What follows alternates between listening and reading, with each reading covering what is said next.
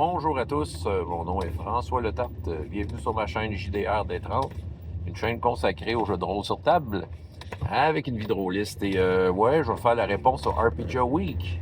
Avec une question concernant le voyage dans le temps. Et oui. OK, ben écoute, ça me tente de vous parler d'une couple d'affaires. Là. Ça va aller dans toutes les directions, ça va parler de jeux, ça va parler de séances de jeux, ça va parler de mon opinion sur certaines affaires. OK. OK, on va parler premièrement d'un jeu qui, je sais que dans les années 80, ça m'intriguait beaucoup. Dans les années 80. Pour moi, là, découvrir un nouveau jeu de rôle, ça se faisait par l'entremise d'aller dans un magasin de jeux de rôle et de voir ce qu'il y avait, parce que bon, je n'avais pas accès à des revues, on n'avait pas Internet, tu sais, dans le fond. Fait que, tu sais, t'allais au Valet de Cœur, c'était comme la place, moi, qui était comme la place où il y en avait le plus à Montréal. Puis j'avais vu ça, Time Masters. Puis c'était vraiment un jeu un peu basé sur le voyage dans le temps. Écoute, la présentation faisait futuriste. T'avais une espèce de gars sur une moto volante, là, avec des dinosaures. Là. Il me semble que c'est ça la couverture. Ben, en fait, je lis le PDF. Je me suis acheté le PDF par après. Ça pouvait faire penser un peu à Valérian. Juste pour dire, là, je sais pas à quel point il y a un lien entre Valérian et ce jeu-là. La bande dessinée Valérian, pour ceux qui ne connaissent pas. Bon, parce que dans Valérian, oui, il y a du voyage dans le temps. J'ai commencé à lire, en fait, ce livre-là, puis c'est très ardu. C'est une écriture des années 80, une mise en page qui n'est pas nécessairement facile d'accès. J'avoue que j'ai mis la lecture de côté, me disant j'ai d'autres choses à lire, mais tu lis toujours le PDF. Tu sais, je serais curieux de voir mécaniquement comment il gère les voyages dans le temps, qu'est-ce qu'il suggère pour, mettons, les impacts et tout ça, tu sais, autre que narratif puis arrange-toi. Quoique, moi, je pense que gérer le voyage dans le temps, c'est quelque chose de narratif. Tu prends des notes puis tu essaies de comprendre l'impact, qu'est-ce qu'il a eu. Mettons, tu vois, c'est ça, que tu voyages en différentes époques, là, puis tu regardes, tu regardes des époques que tu as voyagé avant, qu'est-ce qui s'est passé entre-temps quand tu as voyagé. Ben, Time Master, c'était vraiment ça. Il y avait plein de suppléments, je me souviens, puis c'est ça. Je me souviens plus qui publiait ce jeu-là. Mais oui, il y a vraiment eu un jeu de ça. Il y en a sûrement d'autres, en fait, que je connais pas. Puis peut-être toujours un produit de jeu de rôle. Je me souviens que Star Trek, la version qui est... Ben, en fait, fin des années 90 et début des années 2000, il y a eu comme tour à tour 2 maisons d'édition qui ont eu la licence Star Trek et qui, dans les 2 cas, ont proposé des jeux très différents. Tu avais Last Unicorn, un système avec des D6, puis tu avais Decipher qui était comme un... Ça ressemblait au système des 20 avec 2 D6, c'est ça. Je pense que c'était ça. Puis, dans le fond, je sais que dans un des 2 cas, il y avait vraiment un supplément sur le voyage dans le temps que j'avais vu. Et ça aussi, j'aurais été curieux de le lire. Parce qu'on sait que dans Star Trek, le voyage dans le temps, c'est quelque chose qui arrive souvent. Hein? C'est un tour autour du soleil super rapide, là, puis tu as voyagé dans le temps. Entre autres. Fait que, oui, c'est quelque chose, un voyage dans le temps. Fait que je ne sais pas s'il y avait des bonnes suggestions pour gérer le voyage dans le temps. Fait que ça, c'est au cas où, pour votre information, là, des produits de jeux de rôle qui en parlent. Autrement, hey, je vais faire un petit détour sur Défi Fantastique. Là. Ouais, je vais faire mon fâché sur Défi Fantastique. On s'entend, j'aime beaucoup ce jeu. Le jeu n'est pas parfait. T'sais, dans le fond, j'ai une relation amour-haine, en fait, avec un type de personnage, le sorcier. Tout ce qui vient ce sorcier-là, soit dit en passant, c'est quoi son inspiration? Ben, dans les livres dont vous êtes les héros, t'as les livres de Défi Fantastique qui font partie du monde de Défi Fantastique, mais t'avais aussi une série autre qui était dans le monde de Défi Fantastique. C'est ceux qui mêlent ceux qui lisent dans les livres dont vous êtes les héros, qui pensent qu'à la quête du Graal, ça fait partie de ça. Là. Non! Mais il y avait Sorcellerie, par exemple, qui faisait partie du monde de Défi Fantastique, et c'est seulement 4 livres, OK?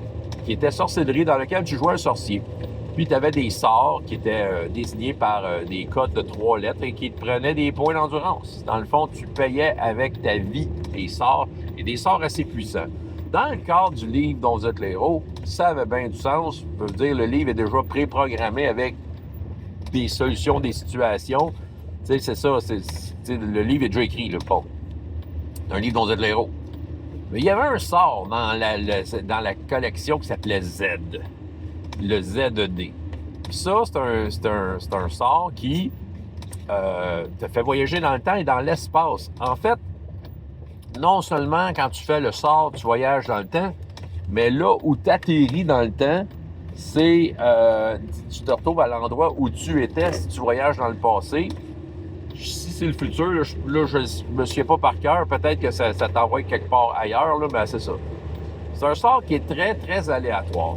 Dans le livre dont vous êtes le héros, sérieusement, il te le propose de le faire une fois. Fait que, tu sais, l'auteur du livre, il a le contrôle du moment où ce que tu le fais, là. T'sais, il décide à ce moment-là, est-ce que tu veux utiliser Z? En fait, je vais spoiler le truc. Dans le dernier livre, ça se peut que tu te retrouves en prison, ou c'est peut-être déjà prévu que tu es en prison.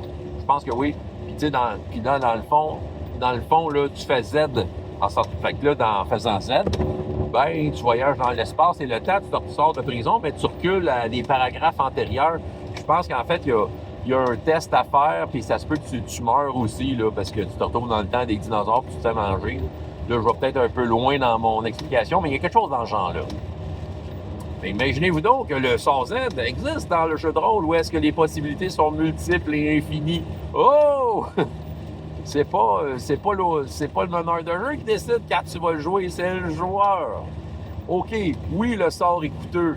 Mais tu sais, un joueur qui a tout boosté son endurance à la création peut le caster assez facilement, boire une petite potion d'endurance. Ouais, c'est ça. En tout cas, je pense que c'est de même qu'elle s'appelle. Puis de récupérer tous tes points d'endurance. Facile de même. Puis c'est ça qui arrive.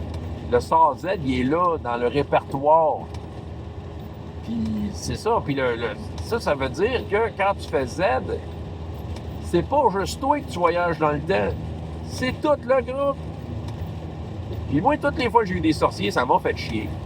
Tu sais, au point de dire que je suis pas sûr que je vais accepter les sorciers dans des games futurs, le jeu-là. Oh, François, tu devrais les laisser jouer ce qu'ils veulent. Ben ouais, justement, quand tu veux trop, là, ça a de l'impact sur les autres. Ça, le sort-là fait vraiment chier. Parce que tu voyages dans l'espace et le temps. Fait que tout le monde se retrouve là où il était. Puis là, je me souviens pas à quel point c'est random puis tout ça. Parce qu'en fait, je pense que c'est ça, il y a quoi de très aléatoire sur le moment où tu apparais. Ou je me souviens pas si c'est à la discrétion du meneur de jeu. Mais le joueur n'a aucun contrôle sur où il voyage dans le temps. Moi, je trouve que c'est un genre de « Oh, c'est pas juste, viens, on le refait, Z! » Tu sais, puis c'est ça.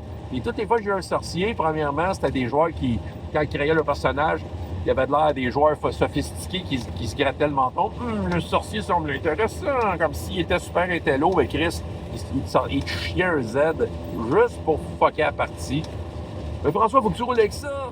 Tu sais, des conséquences, c'est le fun. Non, c'est pas nécessairement le fun. Tu sais, c'est ça qui arrive. Parce que c'est un sort qui est très égoïste. Si tu le lances, ça impacte ses autres. T'sais, à moins qu'il y ait une réelle discussion de joueurs, de dire « Hey, je fais Z, on le reprend. » Si tout le monde dit « Oui, oui, OK, peut-être. » Ben, toutes les fois, il y a des joueurs « Moi, je fais Z. » Là, je dis « Je veux vraiment faire ça. » C'est ça qui arrive. Tu sais, c'est comme... Tu sais, même si j'avais, mettons, la discussion de « OK, pourquoi tu veux faire ça, là? » Parce que, tu sais, c'est comme si le joueur le faisait sans réfléchir qu'il y avait des conséquences sur la game et peut-être le fun des autres. Tu sais, c'était un sort de loup solitaire, là. C'est ça, c'est ça. Tu sais, comment je pourrais dire? C'est l'amour-haine de ça. Tu sais, je trouve que le sort, oui, fait partie du répertoire du sorcier ça rend le sorcier, en effet, particulier et unique en son genre dans des fantastiques. Mais en même temps, en termes de jeu, c'est juste un paquet de troupes, ce sort-là. Parce que c'est ça.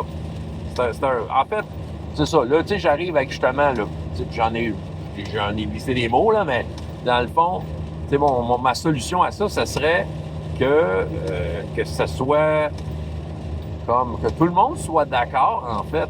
Que tout le monde dise OK, on le fait. Tu sais, premièrement, qu'il y ait un certain consensus sur ça. Autrement dit, que le sort Z n'appartienne pas juste aux joueurs.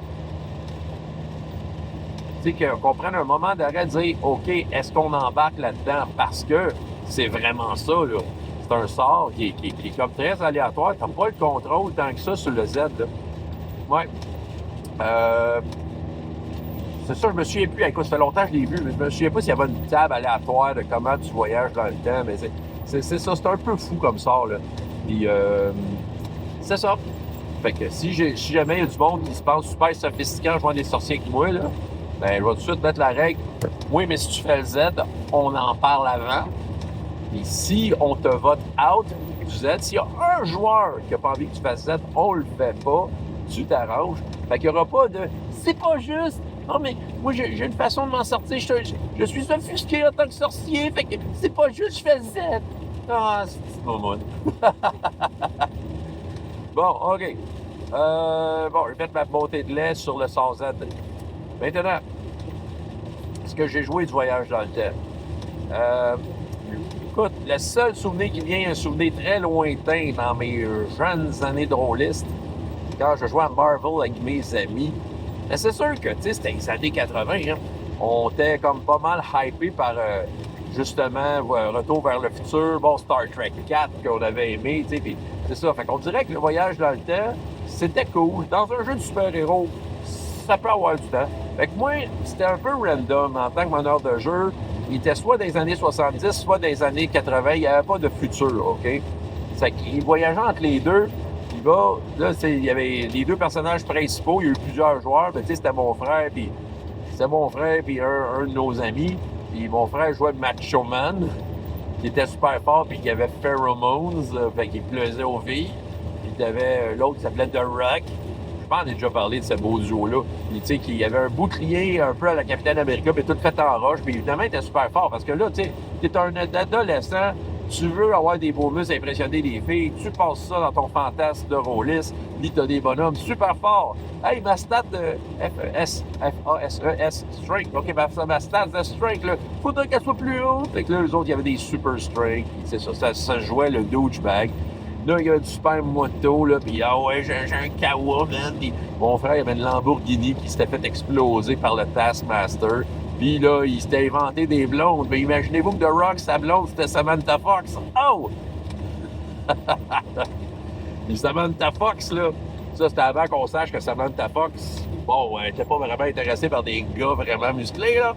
Fait que c'est ça. Mais nous autres, on pensait que tout était cool.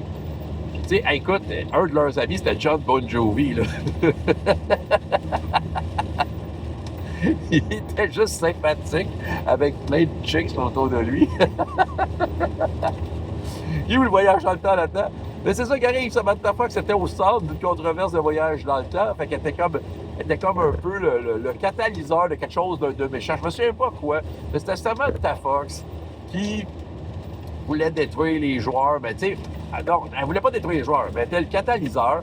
Fait que là, fallait quand il voyageait dans le temps, c'est quand il y avait un danger du présent, si je me souviens bien, là, ou je l'invente peut-être à mesure, mais il me semble que j'y vais au fil. Là.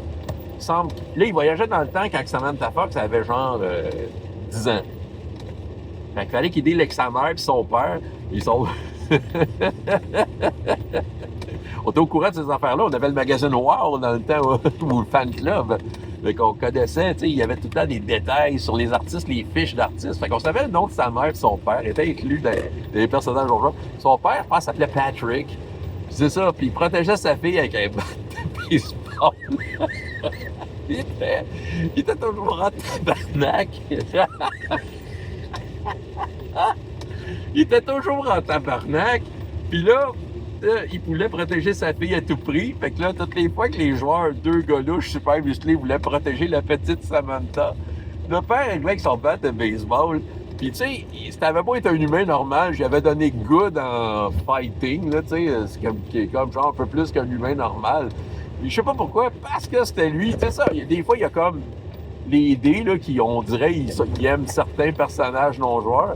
Je payais toujours au-dessus de 90, je payais toujours des rouges, fait qu'un bat de baseball, je me souviens pas des blunt weapons, mais quand tu pognais dans le rouge, tu pognais comme les dommages extrêmes. Fait que les gars super forts se faisaient crisser des coups de batte de baseball par le père de Samantha dans le passé. Je sais pas ce qu'il voulait faire, mais il la protégeait d'un méchant qui arrivait, puis il se battait, puis quand il réussissait à la protéger, il revenait dans le présent. Mais là, un moment donné, dans le présent, c'était pas Samantha Fox, c'était une espèce d'assassin déguisé avec Samantha Fox avec un masque, puis, c'est ça. Fait que là, il y avait vraiment de la confusion, puis tu sais, on s'amusait. Écoute, on avait du fun. Ça avait ni queue ni tête comme histoire, mais on avait du fun de style, tu sais, puis c'est ça. C'est ça, j'avais mis le Taskmaster là-dedans, puis aussi...